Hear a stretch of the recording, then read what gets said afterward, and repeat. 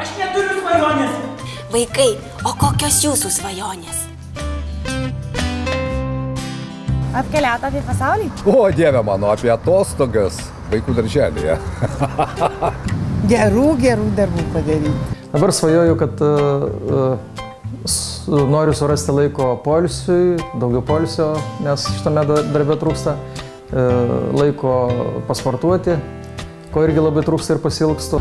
Tai mano didžiausia svajonė yra, kad pati gražiausia mergaitė pasaulyje, tai yra mano dukra, augtų saugioj ir sveikoj aplinkoj ir jin būtų labai laiminga. Aš noriu dar vieno katino. Mano svajonė būti ne paskutiniu muzikantu, o pačiu pirmuoju, pačiu geriausiu, pačiu garsiausiu, pačiu žinomiausiu.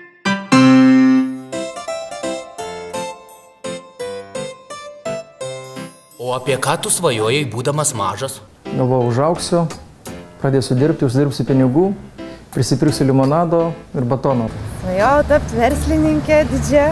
Svajojau būti ir kareiviu ir ta svajonė iš dalies įsipildė, nes aš dabar esu policijos pareigūnas. Pirma svajonė tapti policininkė, antra būti šokėja ir trečia nuskristi į kosmosą. Nori, aš tave pabučiuosiu? Nepabučiuosi. Kokius daiktus kolekcionavai, kai buvai mažas? Angeliukas. Pašto ženklus, monetas, kurias rasdavai. Lapelius, kokius žiedelius, knygą, į sąsiuvinį klijuodavau. Kolekcionavau ženkliukus paauglystėje, vaikystėje. Turėjau ir dabar tebeturiu didelę knygų kolekciją. Rinkau pašto ženklus.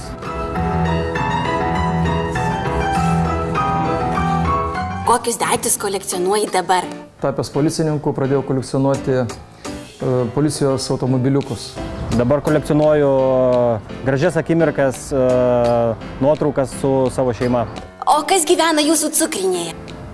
Cukrinėje gyvena cukraus fėja. Cukrinėje gyvena cukrus. Skruzdės. Esu aš čia ir greitai jau esu ore ir kūdikios. Tai, mėly vaikučiai, kviečiu jūs į susitikimą Rotušės aikštėje Svajonių spalvų mieste, kur bus ir policijos bičiulis Amsis.